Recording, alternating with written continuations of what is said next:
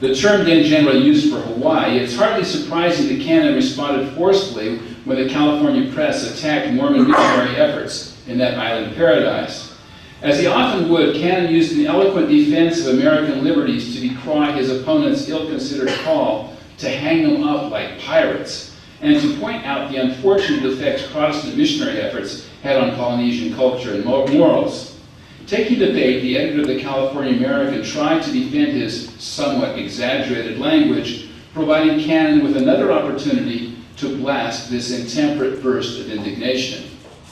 Mormonism in the Sandwich Islands, Western Standard, 6 December 1856. Quote, "The Mormons are preaching their accursed doctrines in the Sandwich Islands, of all places in the world, needing the prevalence of just the opposite principles of social conduct. The great obstacle in the way of civilization in that quarter has always been the strong tendency of the people to licentiousness. It has been, and in some measure surmounted, and might soon be fully overcome, but for the advent of this new ism into the region. The propagators of such a monstrous evil as Mormonism ought to be hung up like pirates." Unquote. The above is an editorial item from the columns of the Sacramento paper, the California American, of Saturday last, and is strikingly indicative of the spirit of murder and bloodshed which dwells in the breasts of many who hold themselves up as guides of public opinion and teachers of virtue, good order, and peace. Every honest, peaceable, and upright man must be disgusted with such sentiments, and cannot but execrate the spirit that would dictate their utterance. Men that will permit themselves to be actuated by such feelings are unworthy of the society of their fellow men, and should be shunned as enemies of their race. Had they lived in the days of Christ, they would have been in the crowd who cried, "Crucify him, crucify him!"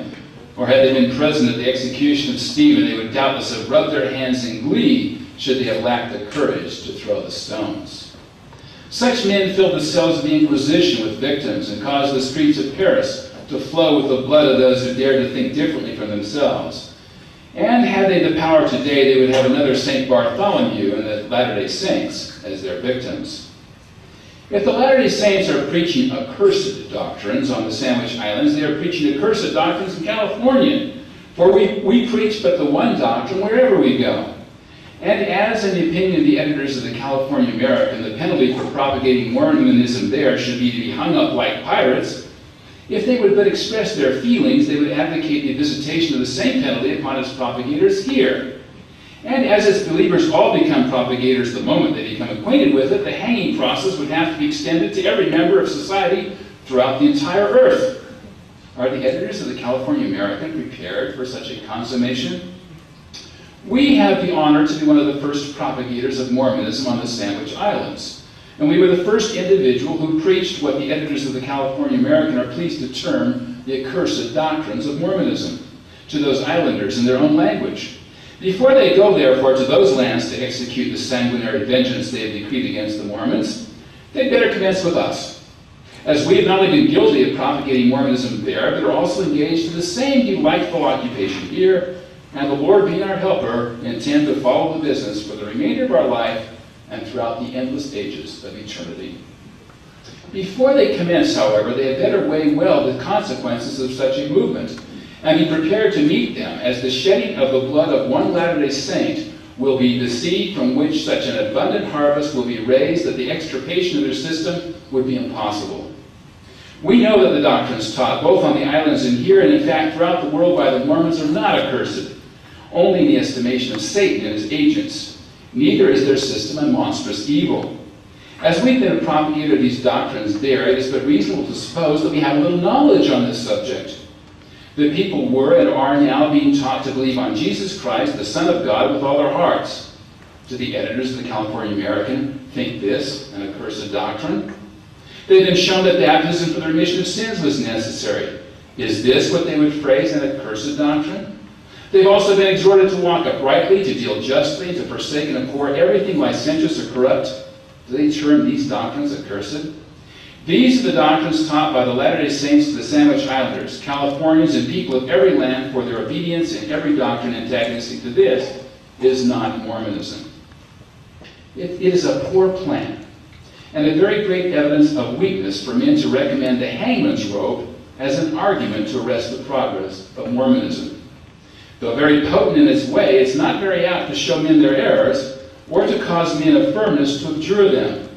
Such an argument in the hands of tyrants and despots may be a terror to slaves and sycophants, but when used by an American editor toward freemen, the only feelings it gives rise to are those of pity and contempt for the man who would so far forget himself as to use them.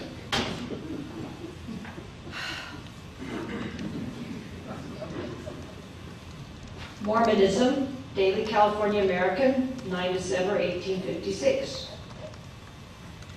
The idea of hanging the Mormons up, like pirates, appeared in the editorial columns of this paper a week or 10 days ago and was the result of a momentary burst of indignation upon reading, as an item of news from the Sandwich Islands, that the monstrosity of Mormonism was gaining a foothold in that region. The language is somewhat exaggerated, it is true, for we could hardly be supposed to be literally in favor of publicly executing Mormon preachers, detestable as they all undoubtedly are, and however well deserving the fate of common felons, or however beneficial it might be to the intentions of humanity to extirpate by law so monstrous and evil as Mormonism from the face of the earth. Yet it would be dangerous to the rights of man and the greater doctrine of liberty of conscience to establish in this government or any other such a precedent. A departure from the great Republican principle of free toleration of religious opinions in a solitary instance would endanger the principle itself and tend to revive in its full force a policy which the past experience of civilized nations has shown had better be allowed to slumber among the things that were. For the Mormons themselves, we have no respect.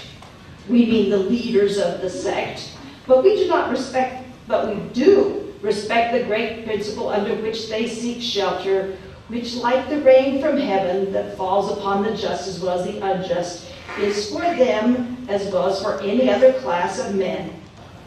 Had we the power to control our national legislation, we would restrain the hand of destruction aimed at the Mormons, odious as they are and repugnant to every sentiment of decency within us, not for their sake, but for the sake of the country. We would not strike them down for the same reason that we would not tear down a splendid monument to the genius of architecture whose massive pillars and sky-reaching dome the labor of a century had reared for the purpose of extracting or putting to death a miserable reptile that it hid within its walls. No, rather let it live on, though it should issue forth at times to hiss and stink and strike at all it met. So much we would not do, and so far do we qualify the language of the paragraph above quoted. But we do not hesitate to say that could it be done with safety to the principle of which we have spoken, the propagators of a general system of licentiousness like that of Mormonism, so open, shameless, and decent in its everyday workings, so destructive of every quality that most ennobles man and distinguishes him from the brutes, ought to be hung up, every one of them, as the common enemies of mankind. We have thus taken the pains to explain our precise meaning in the paragraph in question because it has been taken up as a text by the Mormon Standard at San Francisco, Saturday's issue, upon which to write a long article denouncing us for the expression of such a sentiment. The editor of that sheet affects to suppose that we are literally in favor of hanging up Mormons, or of making it the policy of the country to do so, and intimates that if such a course is to be pursued, we had better begin with him, as he has preached Mormonism both in the Sandwich Islands and in California. Now, we do not deny that were we engaged in such a business, we should consider the editor a standard fit subject for our attention. And we take occasion to say to him, since he seems to desire our notice, that while we pity a poor, miserable fanatic who knows no better than to be led by the nose into the filthy slough of the most foul and monstrous superstition, we scorn with every feeling of manhood that is in us the lying hypocrite who knows